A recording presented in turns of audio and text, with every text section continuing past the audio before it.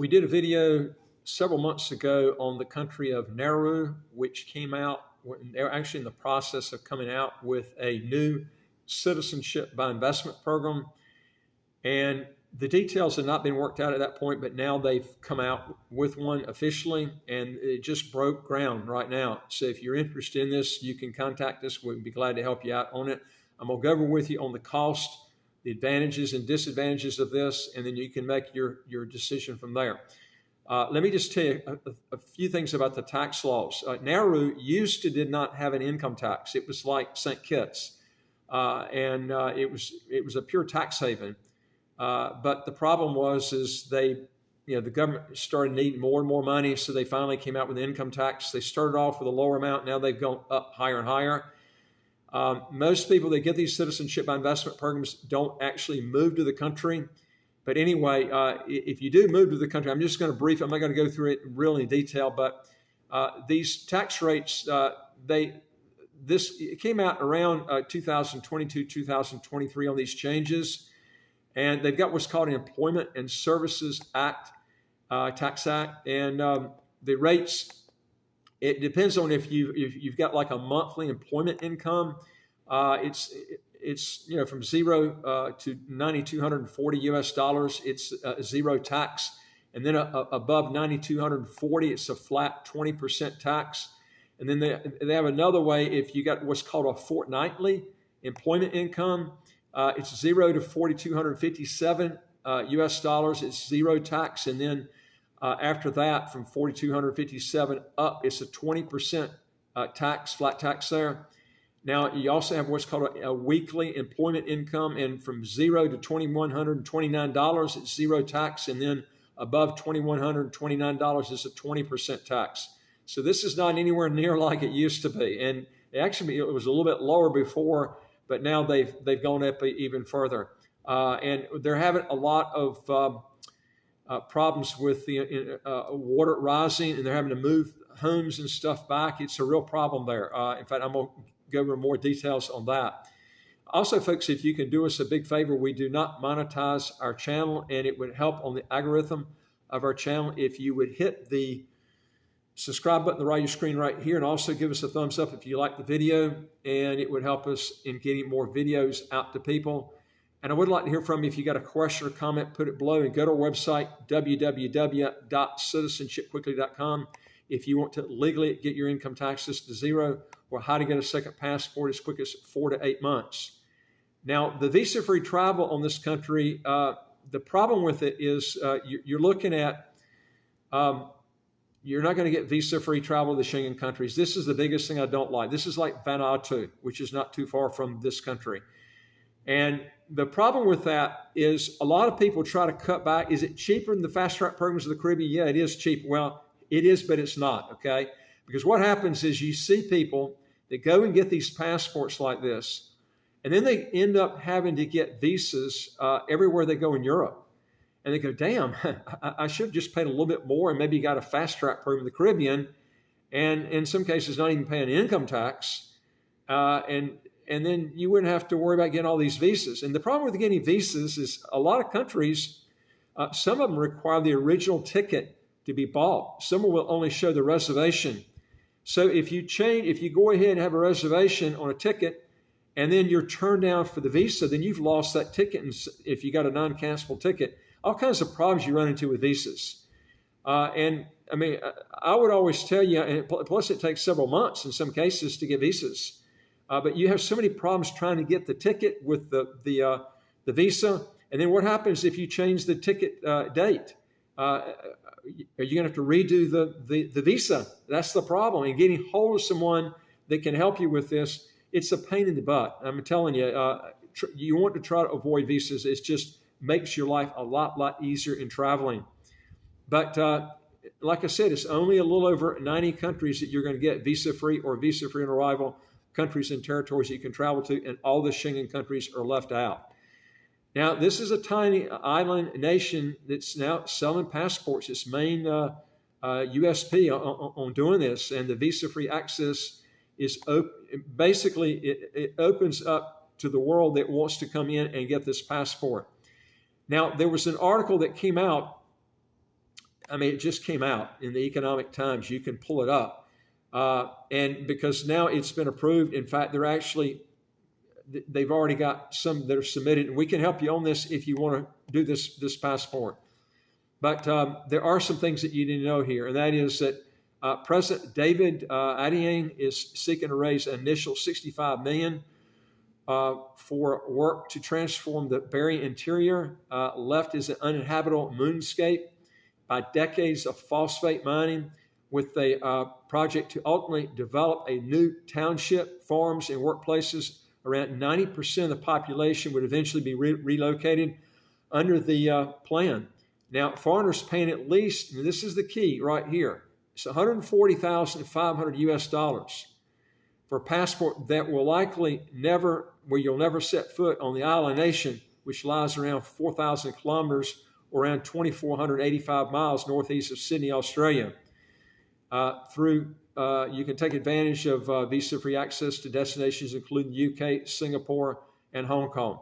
The problem with this passport is you will never get visa-free to the Schengen countries, and the reason is unless they raise the price up to $200,000. The problem is if they raise it up to $200,000, which is the threshold that the OECD has mandated to have visa-free the Schengen countries, they're going to want to see a pattern where you've got that for a long time period, which means they're going to have to raise this passport up to $200,000 for who knows how long before they can get the visa-free countries to the Schengen countries. And nobody's going to get their passport because already it's even at $140,000. I think it's too high because when you get this passport, you will find out you're throwing your money down a rat hole. I'm trying to be honest with you, okay? Because what's going to happen when you start getting visas everywhere you go, you're going to go, crap, why didn't I just pay a little bit more and get one where all these countries in Europe were visa-free? And this is what I'm trying to tell you here, okay? This is the problem that Vanuatu's got now, okay? And most people that get that passport just realize they threw over $100,000 down the drain, okay? You're better off taking that money and putting it in a good equity. I'm not telling you put it in Berkshire Hathaway, but that would be a good one. The KKR, if you time it right. I'm not trying to tell you to buy those, but you'd be probably better off doing that than throwing your money down a rat hole and getting zero, okay? And this is what you're doing when you get passports like this, because you're going to find out that you're going to end up not utilizing it, and you're going to end up getting another one and not even using it. This is the problem that you run into. I did this story a while back about a guy that bought a St. Lucia passport. And just to save a little bit of money, okay, he could have gotten a passport in St. Kitts and paid no income tax, no capital gains tax, no estate tax, no inheritance tax, and have, visa-free to more countries. And then he ultimately ended up going with a country that had no income tax, which was Antigua. And it was a total waste of money getting St. Lucia because those countries overlap. Antigua and St. Lucia overlap almost in every one of the countries, except Antigua has more visa-free travel, and they also don't have an income tax. So that was money just wasted. And this is another example of this, okay? But there are some things I want to go over with you on this, and that is that you need to know some things. That there are 10,000 residents now from low-lying homes that are menaced by these rising sea levels and floods. And Nauru now is trying to implement a system where they can actually pay the cost to relocate these people to a different part of the island. So you definitely, if you're thinking about moving there, you might want to think twice about it. It sounds like they're having a lot of problems with water there also. Now, the President David Adjei, which is seeking to raise an initial $65 million for work to transform the barren island, left this uninhabitable moonscape for decades of this phosphate mining, with a project to ultimately develop a new township of farms and workplaces. And again, I mentioned to you, 90% of the population would eventually be relocated. Now, foreigners are paying for at least $140,000 for the passport, will likely never set foot on the island. And you're going to have to decide, is this going to be a passport that are you going to want? Now, while the world debates climate action, they mentioned that they are taking out proactive steps to secure their nation's future. And Adjei was elected in 2023 and said in a written response to questions that we will not wait for the waves to wash away our homes and infrastructure. This is another thing you got to think about. If you're thinking about relocating, okay, this is not a place that I would be thinking about doing that, because they're having just loads and loads of water problems there. I mean, floods and everything, washing away a lot of things. Nauru follows Dominica in aiming to use proceeds from citizenship sales to protect their populations from escalating impacts of climate change. It's an illustration of the challenges small nations face in securing funding to deploy an initiative to boost resilience. While rich economies have increased the rate of loans and grants to developing countries, the gap between available and required adaptation financing could be as much as $359 billion a year, the United Nations Environment Program said in a November report. Now, negotiators for a block of small island states, including Nauru, at one point abruptly walked out of tense climate finance talks during last year's COP29 meeting, which was a summit in Azerbaijan, and an eventual deal under which wealthy states pledged to deliver at least $300 million in annual support for climate action, fell far short of the more than $1 trillion a year that had been sought. Now, adaptation initiatives require substantial financial resources, which is an ongoing struggle. This guy, Adian, told the UN General Assembly in New York last September, and he stated that when it comes to climate finance, we're too often relegated to the back of the queue. Between 2008 and 2022, Nauru received $64 million in development financing that had a principal focus on addressing climate change, according to the Lowy Institute, which is a foreign affairs think tank. Now, Nauru faces significant increases in extreme flooding in the coming decades, according to NASA's sea level change team. The number of flooding days when water levels were at 0.5 meters above a benchmark total 8 between 1975 and 1984, and 146 between 2012 and 2021, the NASA data shows. Now, already the estimated annual cost to small islands developing states, a group of 39 nations that include Jamaica and Fiji, from coastal flooding is more than $1.6 billion a year.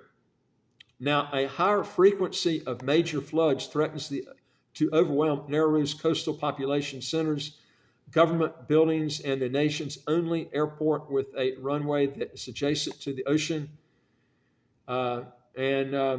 Said Associate Director at the Melbourne Center for Cities, and who is helping Nauru develop a vulnerability assessment report. This was Alexei Trundle. Now, on a July morning last year, heavy rainfalls and houses were left inundated and roads were cut off, said Paul Daruch, director of Monash Business School's Pacific Action and Climate Transitions, who are visiting the conduct climate research. Anyway, folks, this is a passport you need to think twice about because of all the water problems they're having. Sure, the passport is cheap, but is it really cheap if you're not going to use it? And if you can't get visa-free to Schengen countries, this is the problem. It's not even a pure tax haven anymore. If it was me, I would take my money and invest it somewhere else, or go with a fast-track program. If you want to know more about a fast-track program where you can get a passport as quick as 4 to 8 months, and two of the fast-track programs in Antigua and St. Kitts don't have an income tax, just contact us at www.citizenshipquickly.com. Just ask for some help.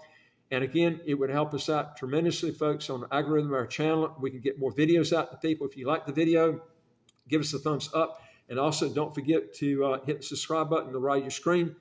You'll get new videos automatically as they come out. And again, go to our website, www.citizenshipquickly.com, if you want to get your income taxes to zero or get a passport real quick. I look forward to talking to you on the next video. Take care.